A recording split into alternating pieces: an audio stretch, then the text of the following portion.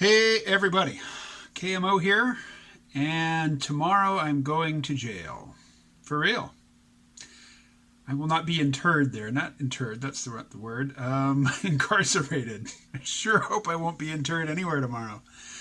Uh, I participate in a thing called COSA. It's Circles of Support and Accountability. It's meant to help keep people who are getting out of jail or who have, are recently out of jail on the straight and narrow. And tomorrow is the first meeting of a new COSA group with a new core member. The core member is the person who's being held to accountability and being given support. And our core member is actually still in jail.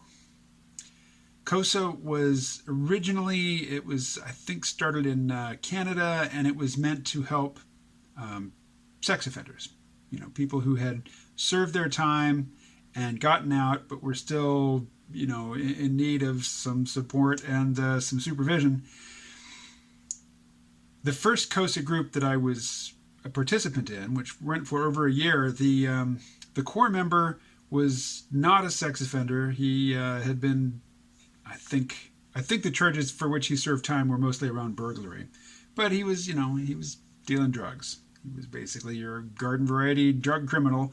But he'd had a come to Jesus moment while in jail. I mean, he was taking drugs in jail. It's easy to get drugs in jail, apparently. And he decided that, if he were doing it while he was in jail, he was certainly going to do it when he got out. So if he was going to quit, he had to do it, on his own terms, and he had to do it inside without help, and he did.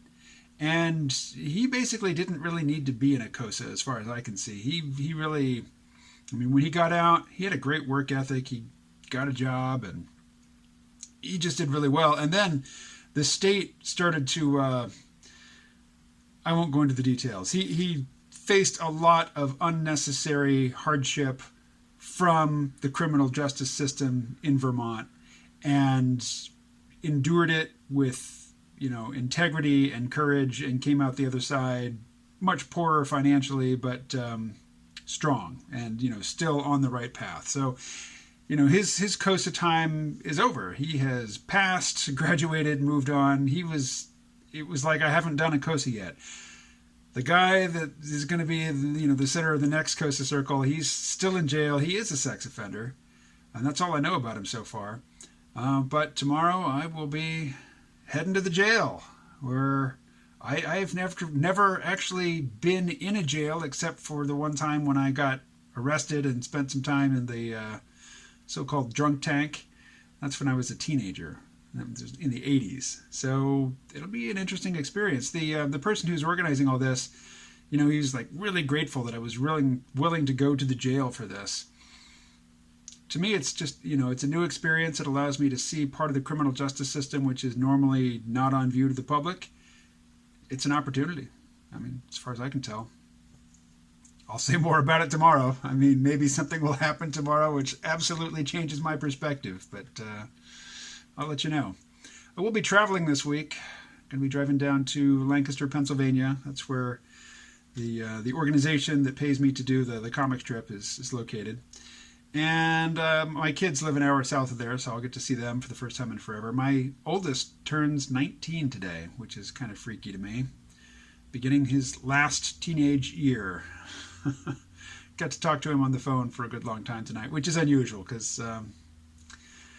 I have trouble making phone calls.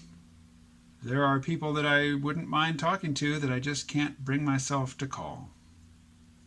And unfortunately, my kids fall into that group a lot of the time. So, I get down there every couple of months. That's about how often I talk to them.